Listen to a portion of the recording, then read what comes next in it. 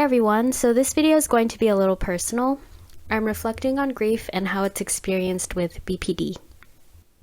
I actually tried recording this earlier, but I couldn't stop crying, and the audio was bad, so I'm gonna do my best not to get emotional. Okay, so months ago my dog had heart failure, and we had to rush him to the emergency vet multiple times. And it was just such a traumatic experience because I remember just looking at him and holding him in the car, hoping that he didn't pass away while he was in the car with us and that we could get him to the vet safely.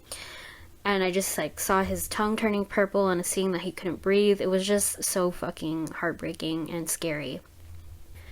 He actually had to stay at the vet for multiple days because he was dependent on oxygen, which meant that I couldn't be with him. And over the phone, the vet would tell me, we have to make an assessment if, it's worth keeping him alive even though he'll be suffering, or if we should put him down. And we decided to put him down so he wouldn't suffer anymore. And I was so fucking sad. I remember, just not being able to sleep and staying up and just writing in my journal all night. During euthanizing him, I cried uncontrollably while cradling him. It felt like I was losing my kid. I couldn't contain it. I normally never show my emotions when they're that intense, but I couldn't stop crying, and it was just interesting because I never cry at funerals. At funerals, it just feels so odd because there's people around, and it's like this huge display. And it kind of just feels more natural for me to observe grief rather than partake in it when there are so many people there.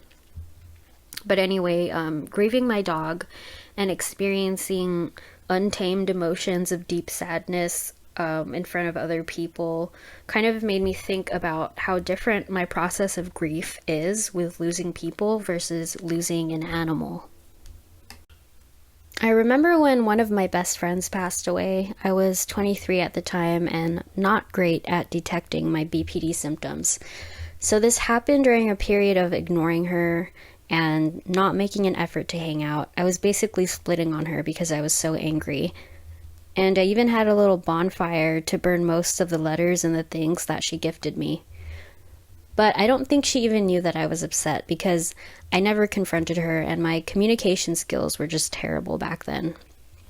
The point is, I was still very angry, and when she passed away, I didn't feel anything at first because I was so removed from the relationship. It was kind of scary. As time went on, I experienced waves of anger, then guilt, then spikes of sadness, and I even missed her from time to time, which was very confusing. It was like a jumbled mess of emotions mixed with knowing I'll never see her again to resolve it. Comparing this to my relationship with my dog, the grief I felt about his passing is so straightforward. Probably because loving a pet is so simple and equally straightforward.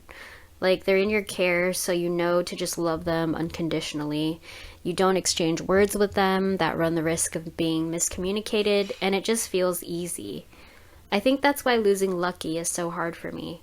It's not that I care less for my friend or that I care more for my dog. It's that my relationship with my pet has been so much more straightforward. And unlike my relationships with people, I don't have to worry about being rejected. I don't have those BPD defenses like splitting, for instance, to interfere with the grief or my love for my dog. I'm just this raw nerve when it comes to him, which is nice, but also very painful now that he's gone. So yesterday I saw a video on dog training through the Masterclass website, and it struck me that if he were here right now, I could be teaching him new tricks and learning how to communicate with him better and just cuddling him, doing all the things I can't do now. I thought about how often people with BPD experience grief in their relationships.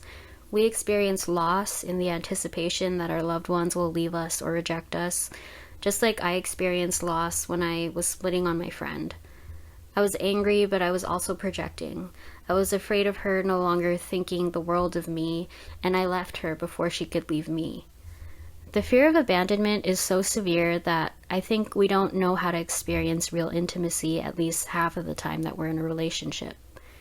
This is what makes it so hard for me to express my love to anyone, because I know down the line, the harder I love someone, the harder I will anticipate them leaving me.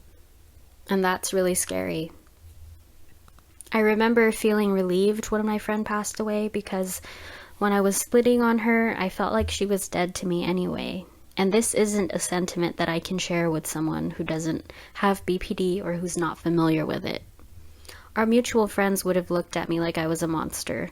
So I kept these complicated feelings to myself and processed the grief on my own. But that experience showed me the error in my ways. I shouldn't have ignored her. I should have at least told her how I felt.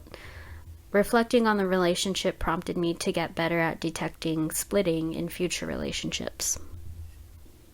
Reflecting on the love I feel for my dog is illuminating my threshold for intimacy. That while it may be complicated to have relationships with people, I can't live without them, so I might as well make the best of my time with my loved ones while we're all still here, even if it means I'll be a sniveling mess when they're gone. You can look at pictures of Lucky on my Instagram, which I made solely for myself to look at the content I have of him. And I have no followers, but if I get some engagement, I'll start using Instagram. Feel free to send me video requests, or you can message me on Twitter or Instagram. Thanks for listening. See you in my next video.